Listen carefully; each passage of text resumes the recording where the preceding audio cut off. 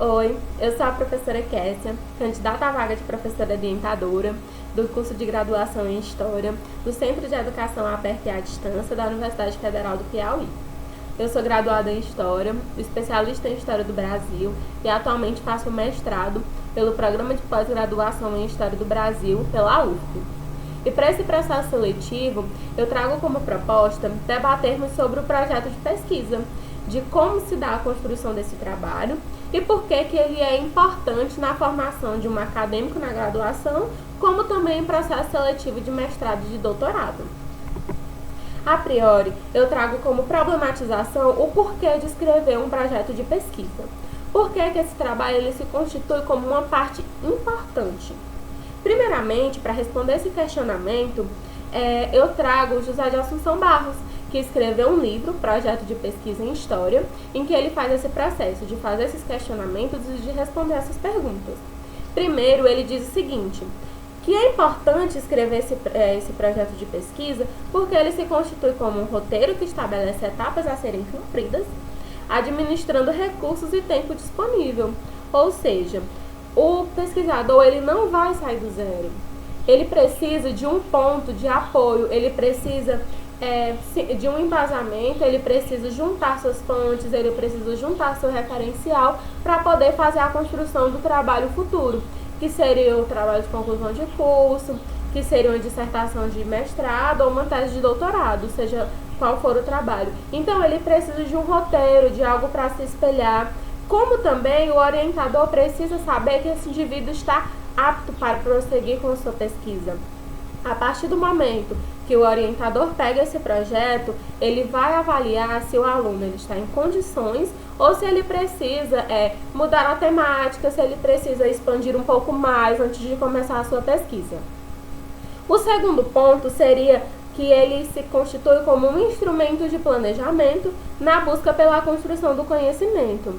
O José de Assunção, no livro, ele diz o seguinte, que se você for fazer uma viagem, você simplesmente não vai pegar o mapa e apontar o lugar que você quer viajar. Você vai se planejar para fazer essa viagem. Então, ele faz essa relação na construção de um trabalho acadêmico. Você não vai sair do zero, você precisa de um planejamento, você precisa se espelhar em algo. E o terceiro ponto que eu acho muito crucial nesse processo é que o projeto ele se constitui como algo flexível, ou seja, o projeto de pesquisa ele não é o seu trabalho final, ele simplesmente é o caminho que você vai percorrer para chegar nesse trabalho final. Primeiramente, você vai precisar se planejar, você vai precisar pesquisar um pouco mais para poder realmente começar a constituir o seu trabalho final, ou seja, ele é mutável, e ele é inacabado. Então, existe essa flexibilidade no caminho empreendido pelo pesquisador.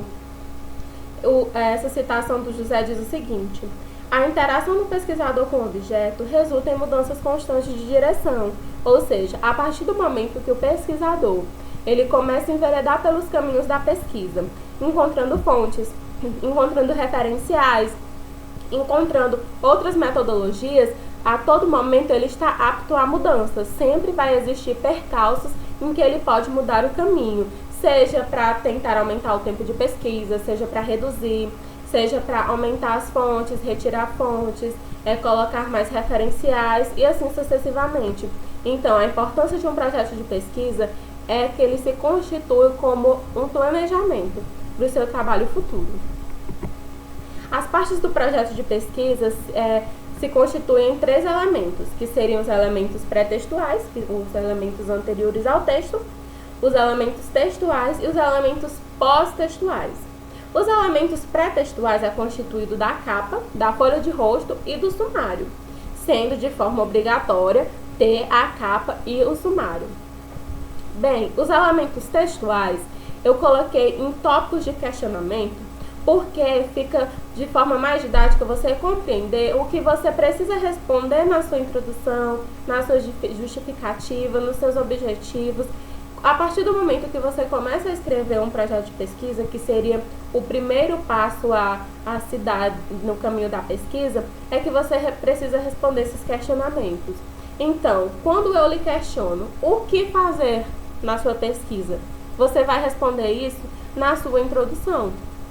quando eu pegar o seu trabalho para avaliar, eu preciso saber o que você está fazendo. Isso precisa estar na introdução, que é a primeira parte que normalmente o leitor vai ler de um trabalho. O porquê fazer precisa ser uma pergunta respondida na sua justificativa, para que fazer nos objetivos, a partir de que fundamento seria no enquadramento teórico, com o que fazer e como fazer seria nas fontes e metodologias, a partir de que diálogo na sua revisão bibliográfica, quando fazer através de um cronograma ou hipótese e com que recursos que seria ligado aos aspectos financeiros. E os elementos pós-textuais referem-se às referências bibliográficas, que é algo obrigatório dentro do seu projeto, o apêndice e os anexos. Dito isso, vamos debater um pouquinho sobre a construção de cada capítulo dentro de um projeto. E a priori é necessário debater sobre a introdução, que normalmente é o primeiro capítulo do projeto. Caso não for pedido, vem outras denominações, mas de forma assim, mais concreta seria a introdução. E a introdução em um projeto deverá mencionar o seu tema, isso é crucial. Quando o avaliador ou alguém que está interessado no seu projeto, ele vai pegar para ler, ele precisa saber do que você está falando. Então, o tema ele precisa estar descrito de forma clara e precisa estar presente assim que o leitor começar a ler o seu projeto. Como, por exemplo, no meu projeto de mestrado, a minha temática é relacionada aos migrantes da seca que migraram para Teresina. Então, esse ponto ele vai ter que estar descrito dentro da minha introdução, de forma sucinta, de forma clara e de forma bem específica, porque essas temáticas elas também vão ser desenvolvidas em outros pontos do projeto. Então, a introdução, como ela é de forma mais aberta, ela tem que ser mais sucinta. Ela tem que ser um resumo do projeto, só que de uma forma mais ampla, só que sucinta. Como também deve haver o recorte temático e espacial dentro do seu tema. O título do meu projeto é o seguinte: Com o suor do teu rosto comerás o teu pão, assistencialismo e trabalho aos migrantes da seca em Teresina, de 1877 a 1879. Ou seja, dentro do meu título eu coloquei o meu recorte espacial, que é a cidade de Teresina, onde eu vou analisar as mudanças ocorridas depois da chegada desses migrantes. Eu coloquei o meu aspecto do sujeito, que seriam os próprios migrantes, e eu coloquei o meu recorte temporal, que seria os anos de 1877 a 1879, deixando claro que a partir do momento que eu institulo um recorte temporal, eu não necessariamente preciso ficar extremamente presa a esses anos. Eu devo estudar a contextualização desses anos para poder compreender efetivamente o que ocorreu dentro deles. Como diria Marco Bloch, a temporalidade ela é um tanto quanto mutável. Então, a todo tempo você precisa estar vendo essas contextualizações, que o Marco Bloch também relata que é muito importante dentro do livro Apologia da História. Então, olhar o contexto é importante para você poder compreender o seu objeto. Deve-se ter também as fontes principais. Você identificar suas fontes é algo crucial, porque é a partir das fontes que o leitor ele vai saber que você tem uma base para a construção desse trabalho. Como também as suas indicações metodológicas, como você vai fazer esse projeto, de que forma você vai desenvolver esse projeto, seus métodos. As teorias também é algo muito importante, como também aspectos associados à justificativa e à viabilidade. Essa questão da viabilidade, dentro do projeto, ela tem que estar constantemente sendo reforçada. O leitor ele precisa saber que o seu projeto é consistente, que o seu projeto tem fundamento e que você vai conseguir desenvolver. Não somente o leitor, mas também o seu orientador. Então, ele precisa ser viável. Caso não seja viável, precisa se mudar a temática. A justificativa também é algo muito importante dentro de um projeto, porque ela é constituída de elementos que precisam ser ditos dentro do seu trabalho. Como, por exemplo, na teia da justificativa precisa estar presente a relevância científica e acadêmica. A relevância científica é essencial, Primeiramente porque nos dias de hoje nós estamos tendo um debate muito grande a questão da profissão de historiador. Então, a todo momento, nós historiadores precisamos ficar reforçando que nós também produzimos ciência. No artigo da autora Mari Del Priore, ela faz esse questionamento. Ela tenta relatar o porquê de que a todo momento nós historiadores precisamos estar fazendo isso. Sempre está reforçando que nós fazemos ciência também. Ela diz que um primeiro ponto importante nessa fundamentação de que nós sim produzimos seriam as referências, seriam a nota de rodapé, que a partir do momento que o indivíduo ele lê o seu trabalho, ele vê uma nota de rodapé, ele vai estar ciente de que você não construiu aquele trabalho do nada, que você tem referência, que você tem fundamento. Então, essa relevância científica, ela é crucial para ser dita na sua justificativa. Como também a pertinência do tema. A temática, ela precisa estar condizente, ela precisa ser viável. Então, quando você pensa em construir um trabalho acadêmico, você precisa percorrer esse caminho e compreender que sua temática, ela é o ponto-chave na construção do seu projeto, na construção do seu trabalho final. Então, a pertinência, ela precisa estar diretamente ligada à sua temática. A originalidade também é algo importante. E o pesquisador ele precisa tentar compreender e não confundir que ele não vai fazer um trabalho do zero, mas que ele precisa de uma certa originalidade. A partir do momento em que eu tenho referências, em que eu tenho fontes, eu vou constituir as minhas perspectivas daquele assunto. Eu vou debater, eu vou trabalhar naquela temática e eu vou constituir o meu trabalho, mesmo estando embasado em outros trabalhos. Então, eu preciso ter a minha originalidade, mesmo sabendo que esse trabalho ele não vai ser do zero.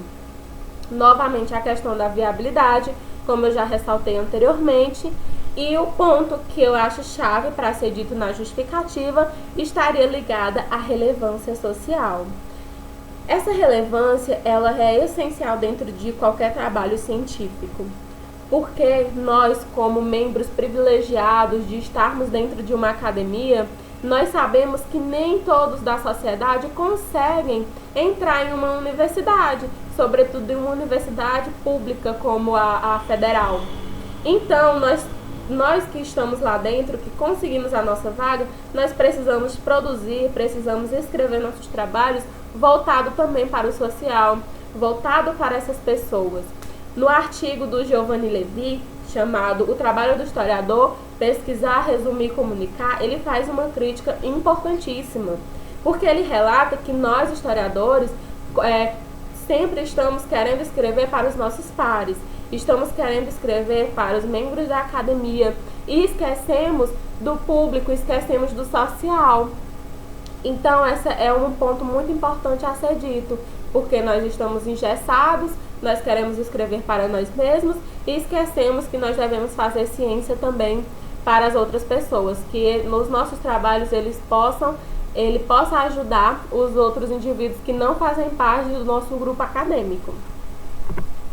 Os objetivos é, de certa forma, uma seção mais curta do projeto, porque, digamos, não se tem muito texto. O objetivo é feito de forma pontual, através de pontos em que você vai elencar o que você pretende fazer dentro de um projeto. Normalmente é exposto sob forma de sentenças que se iniciam com verbos no infinitivo. Como mostra a imagenzinha que eu coloquei, é literalmente você pegar e pontuar o que você precisa fazer. E para iniciar um objetivo deve ser com verbos no infinitivo, como eu já relatei, que seriam como, por exemplo, compreender, analisar, investigar, avaliar, pesquisar. Dentro do projeto precisa ter o seu objetivo geral e precisa ter os seus objetivos específicos. Ou seja, a partir do momento em que eu elenco o meu problema geral, eu preciso discorrer sobre os problemas menores que eu tenho dentro do meu trabalho. E é nesse momento que eu vou constituir os objetivos do projeto de pesquisa. O enquadramento teórico também é algo importante dentro de um projeto. É nesse tópico que você vai relatar, fazer as problematizações. Caso não tenha um ponto específico para a sua revisão bibliográfica, ela deve ser feita dentro do enquadramento teórico. O José de Assunção Barros, ele diz que a teoria é o seguinte: ela remete à maneira de ver o mundo ou de compreender o campo de fenômenos que estão sendo examinados. Remete aos conceitos, categorias que serão empregados para encaminhar uma determinada leitura da realidade. A rede de elaborações mentais já fixada por outros autores. Ou seja, a partir do momento em que eu leio outros autores, eu posso pegar esses embasamentos para construir o meu enquadramento teórico, fazendo essa relação, seja para pegar uma revisão que contribua com o meu projeto, ou seja, simplesmente para refutar o que aquele outro autor está dizendo. Isso vai depender muito do seu estilo de escrita, do seu trabalho. E para constituir esse enquadramento, precisa de leituras constantes. O enquadramento teórico, para sua construção, ele precisa de alguns pontos. Como eu já relatei, a revisão bibliográfica, caso não tenha um ponto específico, ela deve ser feita dentro do enquadramento teórico. Como eu já havia falado, a autora Mari De Priori, ela fala disso, sobre essa questão de ter fundamentação no seu trabalho. E essa fundamentação, ela vem muito da revisão bibliográfica, dos outros trabalhos que você já leu, dos outros trabalhos que te ajudaram a constituir esse projeto. Até porque ninguém consegue fazer um trabalho científico a partir do zero. Você precisa de uma fundamentação, você precisa de uma base. O campo histórico, ele também deve estar presente no seu trabalho. Que seria o quê? Você relacionar o seu projeto a um campo específico, que seria uma história política, história econômica, história cultural. O José de Assunção Barros, ele também tem um artigo falando sobre o campo da história. E ele diz que é muito complicado você fazer um trabalho científico constituindo um trabalho apenas em um campo histórico. Você precisa, para ser um bom trabalho, você precisa fazer uma teia de recursos.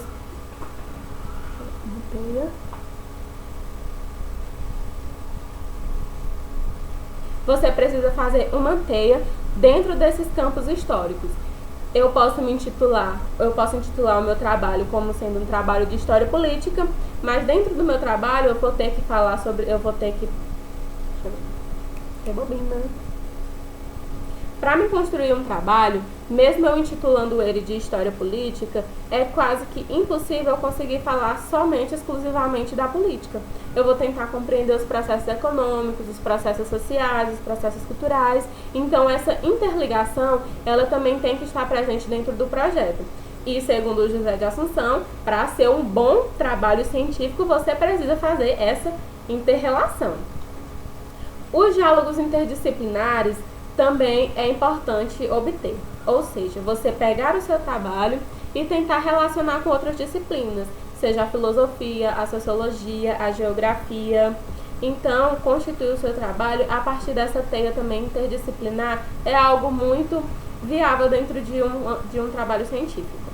Os posicionamentos teóricos, que também são importantes. Caso você identifique que o seu trabalho ele necessita de um posicionamento teórico, é muito importante que isso seja dito dentro do enquadramento. Eu ler outros autores e me identificar com o que esses autores já vêm debatendo, os conceitos e categorias que esses autores já vêm criando, e eu debater isso dentro do meu projeto. Obviamente, sem esquecer de que cada projeto é um projeto, cada trabalho é um trabalho, cada autor é um autor. Então, quando eu escrevo, eu vou estar tendo a minha perspectiva, que é uma crítica que o Humberto Eco, no livro dele, Como Fazer uma Tese de Ciências Humanas, ele vai criticar, porque ele vai falar que muitos pesquisadores, eles tentam fazer uma história geral, uma história de tudo, sendo que cada indivíduo tem suas especificações.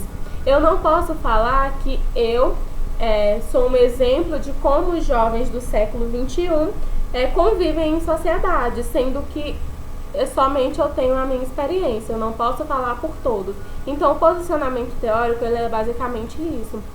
Se eu achar que outros autores são condizentes com a mesma coisa que eu quero dizer, não é a mesma coisa, mas se relacionam com o que eu quero falar, então eu posso se utilizar disso. Como, por exemplo, no meu trabalho, eu utilizo Thompson, eu utilizo Hobsbawm, eu estou, de certa forma, ligada à historiografia social francesa, inglesa.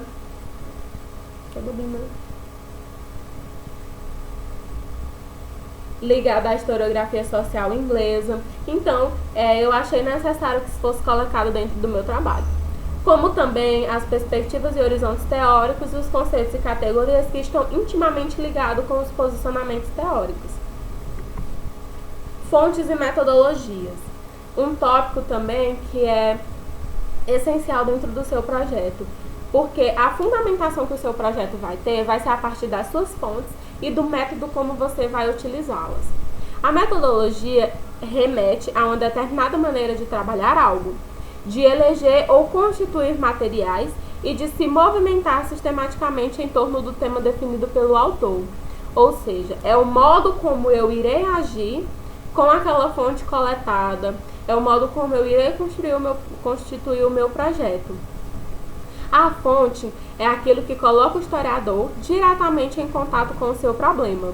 Ela é precisamente o material através do qual o historiador examina ou analisa uma sociedade humana no tempo. Para falar sobre fonte, eu acho que é essencial trazer a Carla Pinsky, porque ela escreve o livro Fontes Históricas, e esse livro ele é muito importante para a compreensão do que é uma fonte histórica, qual método utilizar nessa fonte e qual a quantidade de fonte que o historiador já tem até os dias atuais. E para responder esse questionamento, eu trago uma citação do livro dela que é assim, essencial, que diz o seguinte: mas afinal, qual é o traço comum que permite chamar de fontes para o conhecimento histórico coisas tão díspares como uma estátua grega do século V a.C., uma máscara maia, uma carta de Marquês de Pombal, uma música, ou uma novela, ou uma fotografia? Então, o que constitui todos esses elementos uma fonte histórica? Ela diz que a resposta está no interesse do historiador de inquirir o que essas coisas revelam sobre a sociedade. Ou seja, a partir do momento em que eu pego aquela fonte histórica, vai ser o meu processo de analisá-la, a minha metodologia que vai constituí-la como fonte. Eu posso pegar uma música e constituí-la a minha fonte, dependendo da minha metodologia e dependendo dos meus fundamentos e das minhas referências teóricas. Como também ela relata que denominamos de história uma série de acontecimentos e de historiografia a narração desses acontecimentos. Eu pego as minhas fontes, eu analiso as minhas fontes e isso eu estou participando da história. A partir do momento em que eu narro, eu escrevo, eu disserto sobre aquela fonte, então eu estou constituindo da historiografia. Os elementos finais do projeto eu trago como exemplificação as referências, que é muito importante estar dentro do projeto, como eu já falei anteriormente. Elas também dão embasamento para seu projeto ser um trabalho científico. Trago como exemplificação 2 livros que foram citados durante a aula, que é o do José de Assunção Barros, o Projeto de Pesquisa em História, e da Carla Pinsky, Fontes Históricas, e o modelo como se cita uma referência dentro do seu projeto. Mas isso seria algo mais para uma aula específica sobre a ABNT, que também é muito importante ser feita. Desse modo, agradeço pela atenção que todos tiveram com a aula.